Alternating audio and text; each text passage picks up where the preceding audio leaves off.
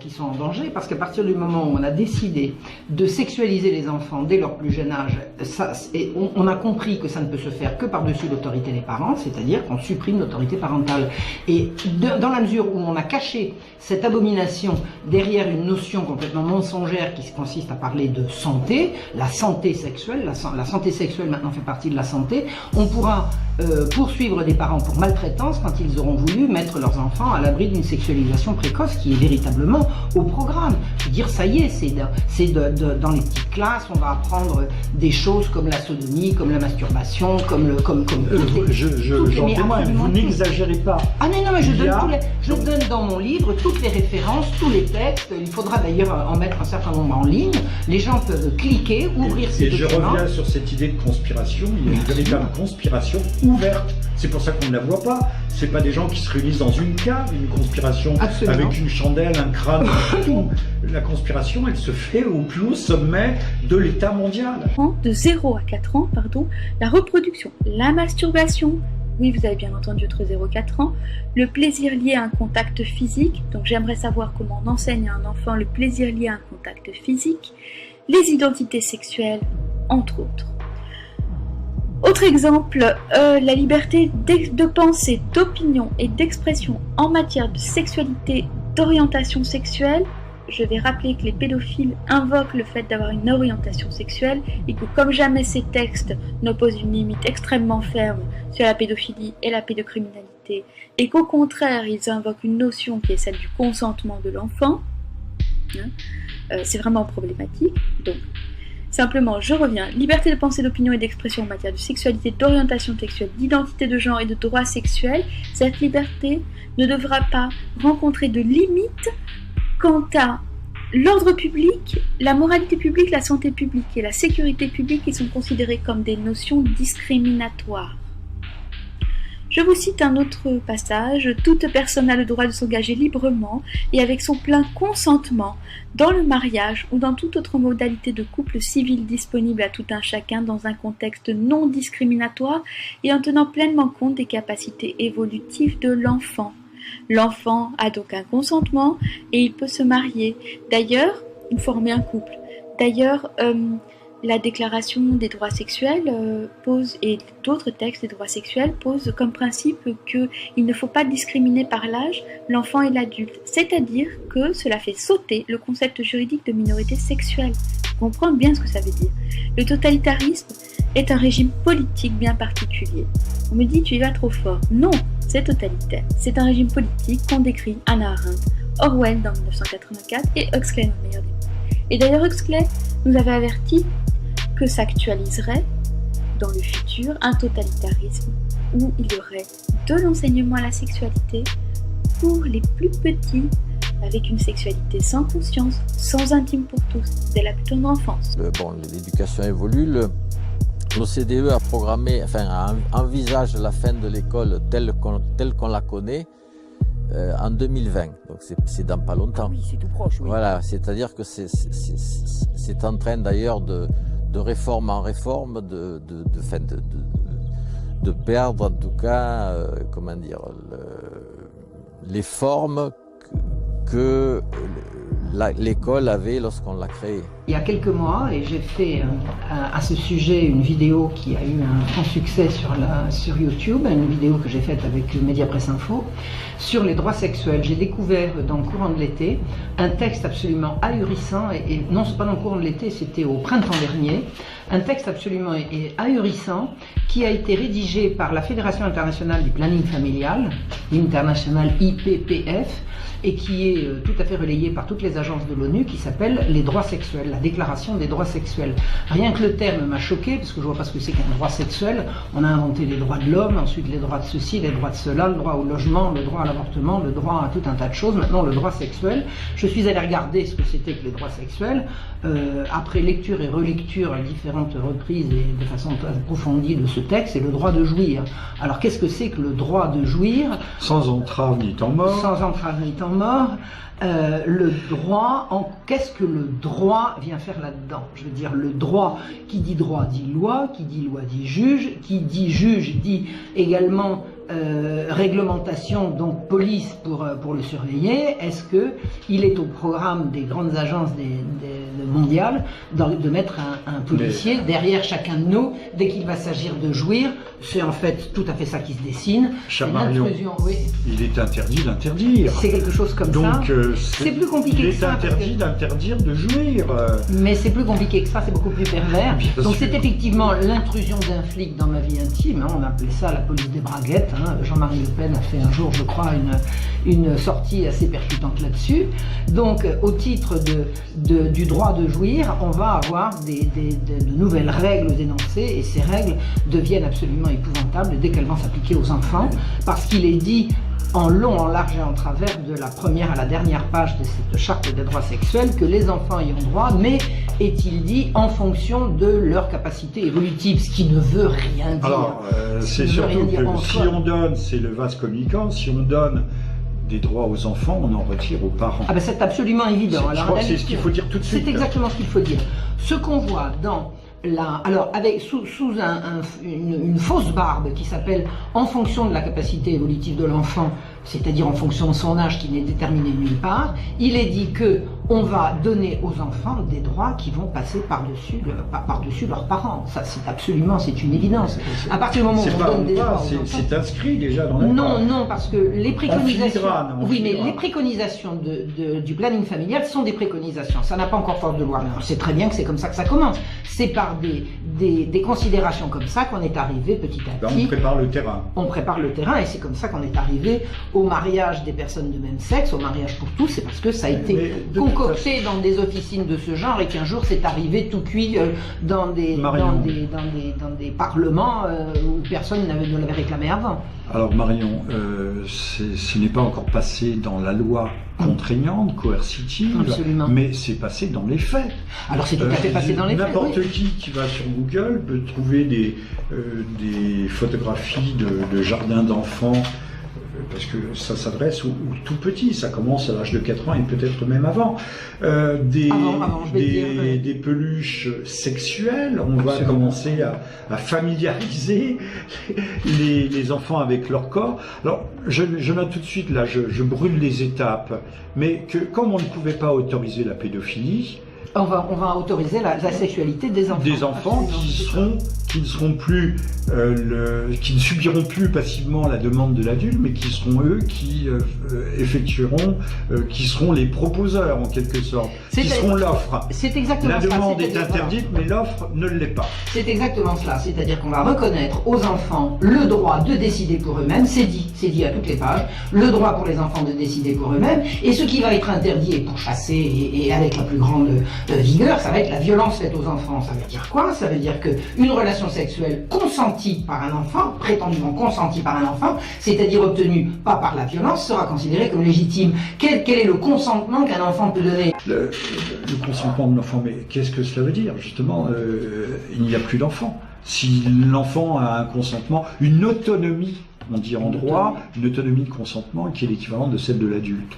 C'est exactement ça que prévoient les droits sexuels. Comment a-t-il la capacité de discriminer, la conscience claire de ce que cela signifie, quelles sont les implications, les conséquences, non seulement à court terme, mais à long terme, que ce soit pour sa santé mentale ou sa santé morale. On sait très bien, vous et moi, Marion, qu'il existe des événements de notre vie qui se réinvitent après des temps de silence ou de latence de 20, 10, 20, 30, 40 ans, et tout d'un coup on appelle ça des regrets, des remords, ou des choses remontent à la surface qui sont des blessures que nous n'avions pas soupçonnées. Or, l'enfant, c'est un temps de préservation. On doit aguerrir les enfants pour qu'ils affrontent les rigueurs de la vie. Or là, on les jette d'entrée de jeu dans le bain, dans la marmite d'eau bouillante. On les jette dans la marmite dès le plus jeune âge, parce qu'il n'y a pas que l'IPPF, donc le planning familial, qui a pondu ce texte absolument abominable. Il y a plusieurs agences des Nations Unies, comme l'UNESCO, comme l'Organisation mondiale de la santé. L'Organisation mondiale de la santé, l'OMS, a rédigé un texte qui s'appelle Standard pour l'éducation sexuelle en Europe, standard pour l'éducation sexuelle en Europe que je conseille à tout le monde d'aller chercher sur Internet. Standard en français, ça veut dire norme.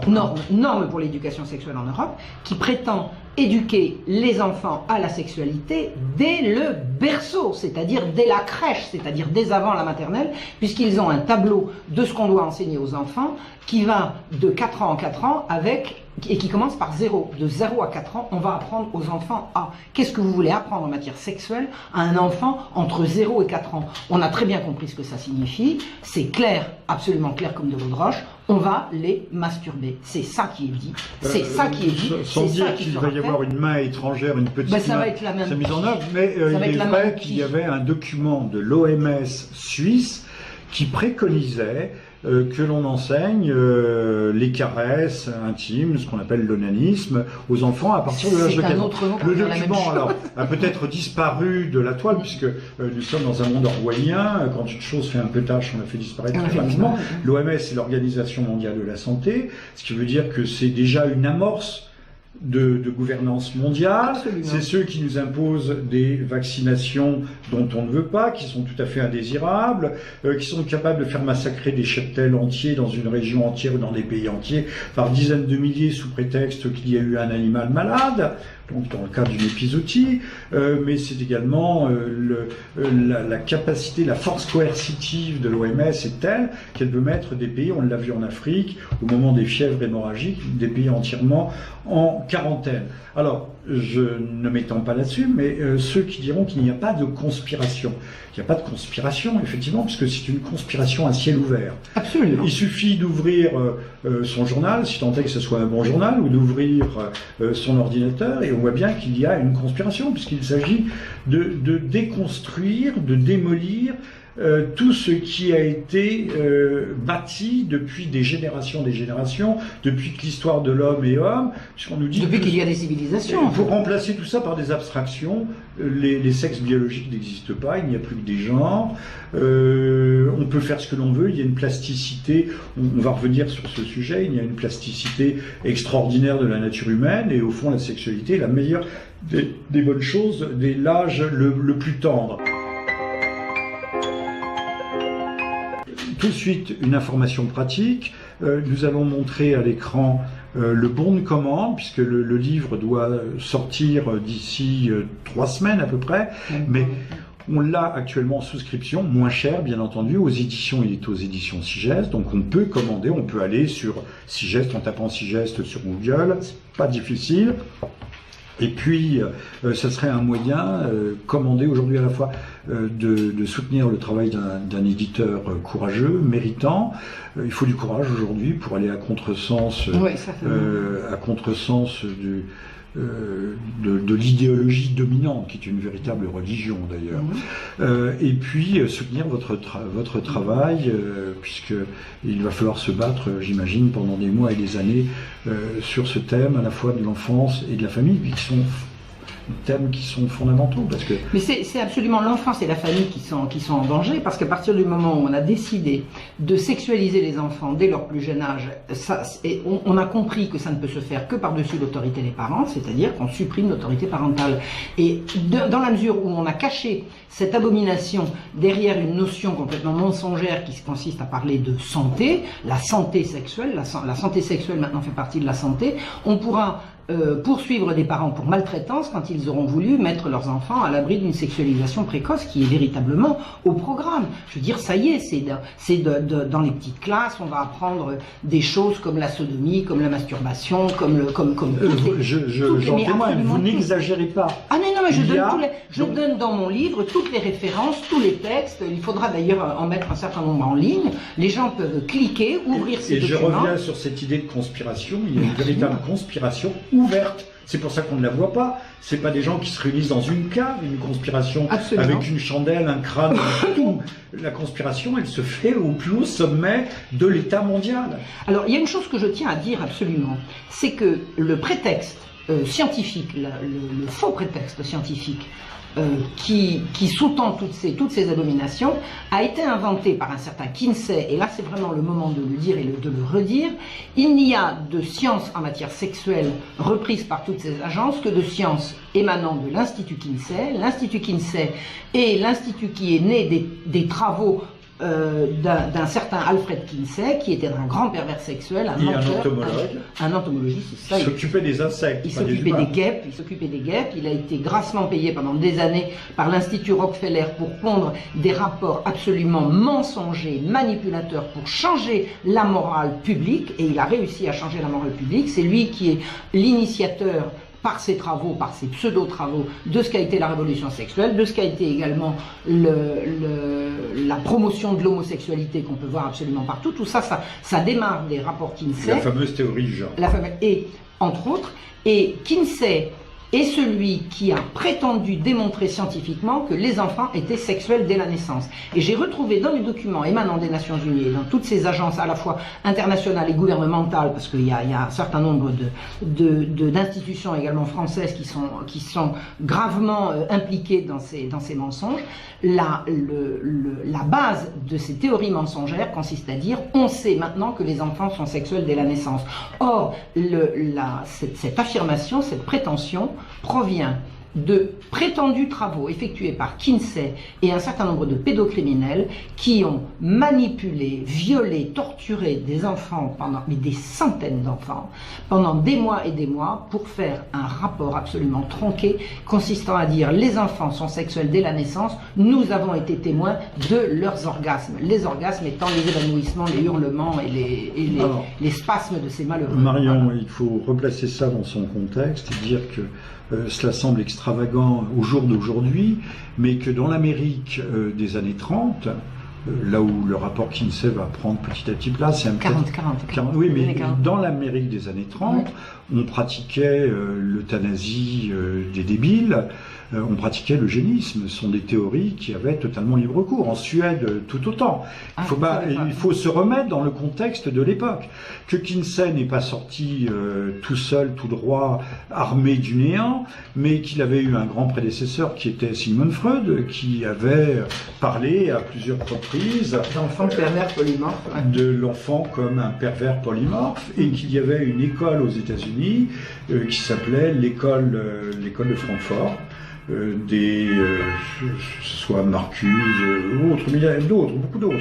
L'école de Francfort se développait, c'était des intellectuels, philosophes qui venaient de Francfort, qui avaient soi-disant fui le nazisme et qu'on a appelé plus tard l'école freudo-marxiste. Wilhelm Reich en faisait partie ? Reich en a fait partie plus tardivement. Reich qui est mort en prison, le malheureux Reich.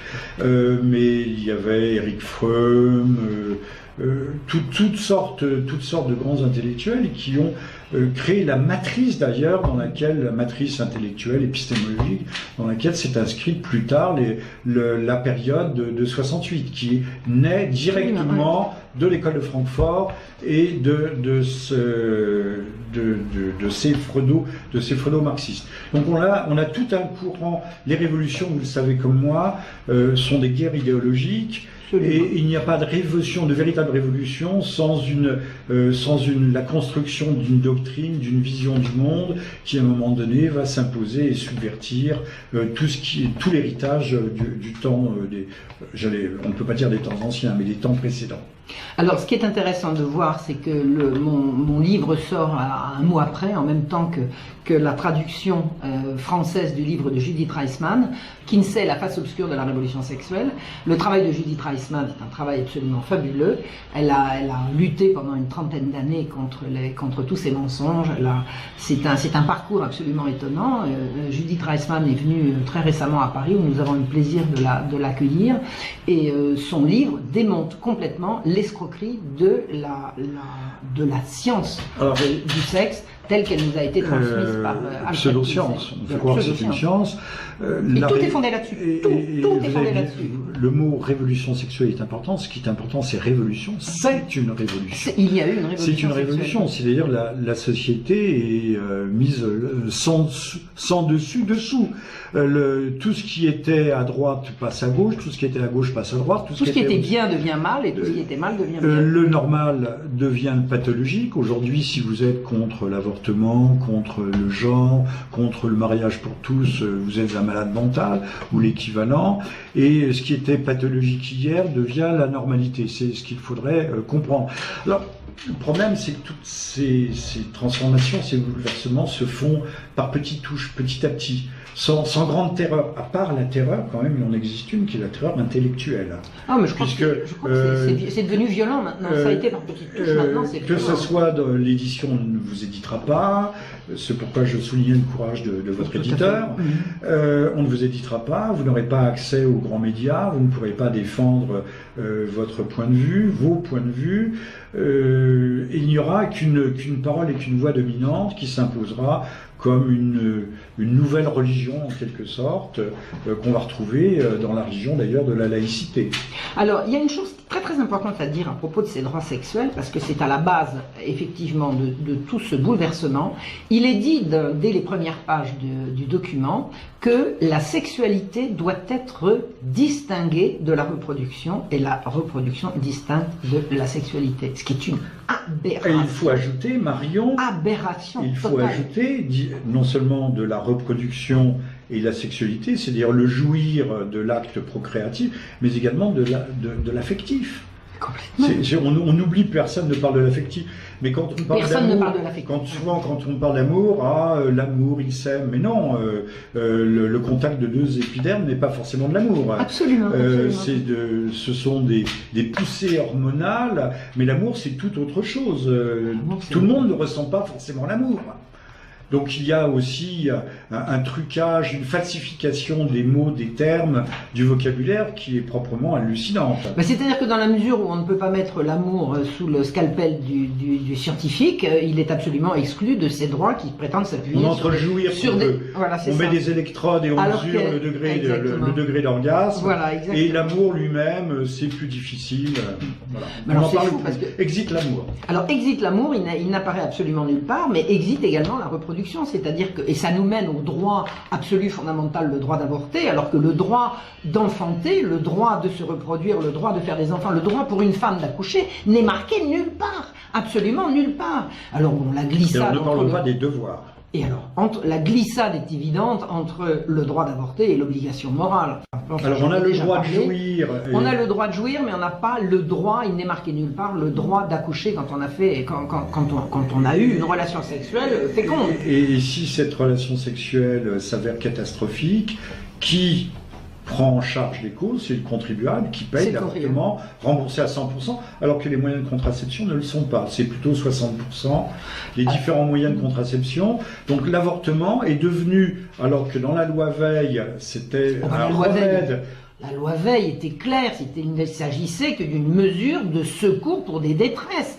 Simone Veil a été explicite là-dessus, je ne dis pas qu'elle a eu raison, mais elle a été explicite. Elle dit aucune femme n'avorte de gaieté de cœur et il s'agit de remédier à une situation d'exception et de détresse. Alors que maintenant... Mais il y a quand même un loup enterré là, c'est que la contraception n'est pas remboursée, mais si l'avortement est remboursé, il faut voir quand même que l'avortement rapporte beaucoup d'argent. Alors, il n'y a pas eu d'études faites en France, je ne vais pas m'avancer. 220 000 avortements 220 000 avortements en France. Par an, en moyenne, ce qui veut dire qu'il y a 10 millions d'enfants qui ne sont pas nés en France. On a un véritable génocide. C'est quelque chose. C'est autre chose une autre chose sur laquelle je voulais insister, c'est que le planning familial américain a été piégé par des anti-avortements qui ont réussi à faire parler une médecin appartenant à cette détestable organisation et qui a avoué que chaque avortement représentait au bas mot $500 de bénéfices. Pourquoi? Eh bien parce qu'on récupère des pièces détachées de fœtus et certainement beaucoup d'autres choses, puisque un laboratoire suisse vend des produits cosmétiques pour la peau à l'aide dans lesquels on a du collagène. Donc nos sociétés pratiquent le cannibalisme sans le dire. Sauf qu'on les mange pas. Oui, mais enfin on se met sur la peau. Ouais. Alors l'idée, voilà, évidemment, voilà, c'est quand même extraordinaire. Oui, alors évidemment, c'est fait avec la plus grande hypocrisie, c'est-à-dire que c'est pas la Suisse qui va récupérer des fœtus pour les vendre aux Suisses, mais elle récupère les fœtus, elle les vend sur le marché mondial, et ça repart. Bon, il y a eu des articles qui ont été faits là-dessus, c'est absolument abominable. Donc l'avortement, il est remboursé intégralement, il est très très violemment promu, c'est-à-dire qu'une personne a le moindre souci, vous inquiétez pas, on va vous faire passer ça. Qu'est-ce que ça veut dire ? En charge par le contribuable. Et ça rapporte, de toute évidence, ça rapporte beaucoup d'argent. Alors que ça efface complètement la responsabilité individuelle, c'est-à-dire la liberté ne se conçoit que par rapport à une responsabilité, un choix. Tandis que là, jouissez, l'État s'occupera du reste. Je jouis, tu jouis, elle avorte. Elle avorte, voilà. Je jouis, tu jouis. Les garçons ne sont plus responsables, les filles ne sont plus responsables elles-mêmes de leurs actes. Et alors on dit, mais... et tout le monde applaudit. Et toutes ces malheureuses gamines qui sont enceintes, d'abord les malheureuses gamines, elles n'ont pas à avoir une vie sexuelle si elles ne sont pas capables d'en assumer les conséquences. Je veux dire, la vie sexuelle, je suis désolée, ça va avec la maturation, ça va avec l'engagement, ça va avec les sentiments, avec ça relève du sacré. Ça relève du sacré. Chez les humains, la vie sexuelle relève du sacré, de l'engagement et de la morale. Il est dit dans tous les documents qu'il faut absolument exclure la morale de toutes les décisions concernant la sexualité. Ah bon, attendez, la sexualité, ça se vit à deux. Il n'y a pas de vie sexuelle s'il n'y a pas de partenaire. Oui, mais de quelle morale parle-t-on? Alors, de quelle morale parle-t-on? Traditionnelle. Mais eux, ils introduisent une autre morale qui est la morale du jouir. En prétendant l'exclure. Non, c'est la santé. C'est pas au nom de la morale, c'est au nom de la santé. Puisque la santé, vous avez besoin de jouir pour être. Oui, c'est une idole. C'est une idole, exactement. Donc, la vie sexuelle doit être vécue en dehors de toute morale, ce qui est une aberration totale. Il n'y a pas de vie sexuelle sans partenaire. Comment voulez-vous avoir tous les droits si vous ne faites pas intervenir la morale? C'est absolument impossible. C'est absolument impossible, sauf avoir le droit de violer. Ah, mais c'est pas ça qui est marqué dans les textes. Ben, c'est peut-être pas ça qui est marqué dans les textes, mais c'est ça. Mais c'est la conclusion. Mais c'est la conclusion. C'est la conclusion logique. Et moi, j'ai eu l'impression quand même, après avoir lu et relu tous ces textes, j'ai quand même eu l'impression que les agresseurs des femmes de Cologne, et d'ailleurs, il y a un an, c'était simplement des gens qui ont fait valoir leurs droits sexuels. D'ailleurs, qu'est-ce qu'on aurait pu proposer à ces malheureux garçons? Attendez, tous ces pauvres garçons là qui avaient absolument un besoin de jouir irrépressible et qui n'avaient pas les moyens. Des garçons qui sont en bonne santé, jeunes en bonne santé, ils ont des besoins sexuels et alors ils n'ont pas le droit de violer. Bon, alors admettons qu'ils n'ont pas le droit de violer. Qu'est-ce qu'on va leur proposer? Eh bien, le commerce du sexe. On va légaliser la prostitution. Pourquoi pas? Mais c'est la conclusion, c'est la conséquence. Ou la propre prostitution de ces jeunes gens d'ailleurs. Alors on dit, alors c'est mieux, c'est quoi? C'est le progrès? C'est le progrès? C'est diabolique. C'est absolument diabolique. J'insiste, toute cette inversion morale qui va mener à la destruction de l'enfance, parce que les droits sexuels vont être reconnus à des enfants de plus en plus jeunes. On a vu, j'avais trouvé un texte émanant du CFAM, c'est-à-dire d'une agence CIS à New York, qui disait que les droits sexuels pourraient être reconnus à partir de l'âge de 10 ans. J'ai posé la question à Judith Reisman, elle me dit 10 ans, mais c'est déjà vieux, ma pauvre. Les droits sexuels vont à terme être reconnus à absolument tous les enfants, quel que soit leur âge. If we just look at the Group for the Advancement of Psychiatry, which is GAP, they said at age 7, the child should be responsible for sexual activity. Or, la sexualité n'a rien à voir avec l'enfance. L'enfance, c'est la période de la vie qui précède précisément la maturité sexuelle. Donc, il est hors de question de laisser passer ces abominations-là qui mettent non seulement l'enfance en danger, mais entièrement les familles. Les parents seront dépossédés de leur autorité sur leur enfant. La société, la civilisation. Nous allons nous arrêter là, chère Marion. C'est un thème que nous allons reprendre de façon récurrente avec vous. Il y aura matière.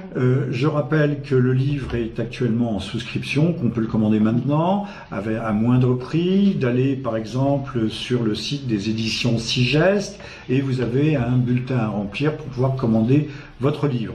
Ce n'est que le premier d'une longue série sur sur ce drame, cette tragédie. Il faut l'appeler par son nom, qui doit nous mobiliser tous pour arrêter cette espèce de folie, ce naufrage qui s'annonce. Juste un mot tout à fait final pour dire qu'en fait le commerce, la marchandisation, non seulement des corps, mais la marchandisation tout court, programme aujourd'hui, je crois, à la télévision des séquences pour les enfants dès l'âge de 8 mois. Avant, c'était 2 ans, dès l'âge de 8 mois. Donc, dès l'âge de 8 mois, on va les habituer à être de bons téléspectateurs, puis de bons consommateurs et de bons commerçants, puisque on sait que les enfants, dès le plus petit âge, influent fortement sur leurs parents pour tel ou tel type d'achat. Mais le commerce sexuel, dans tous les sens du terme, l'échange sexuel est un commerce, et là aussi c'est un domaine, un secteur qui peut s'avérer extraordinairement fructueux. Marion, merci infiniment. Je préciserai que j'ai préfacé votre livre avec le plus grand plaisir, le plus grand bonheur. Et pour mon honneur. Encore une fois, c'est un combat qui doit être le nôtre. Et qui s'annonce très long. Très long, très difficile. Et, très violent. Et je demande à toutes et à tous de vous aider dans ce combat, parce que nos faibles forces n'y suffiront pas. Je vous remercie. À très bientôt. Et meilleurs vœux. Meilleurs vœux à nouveau.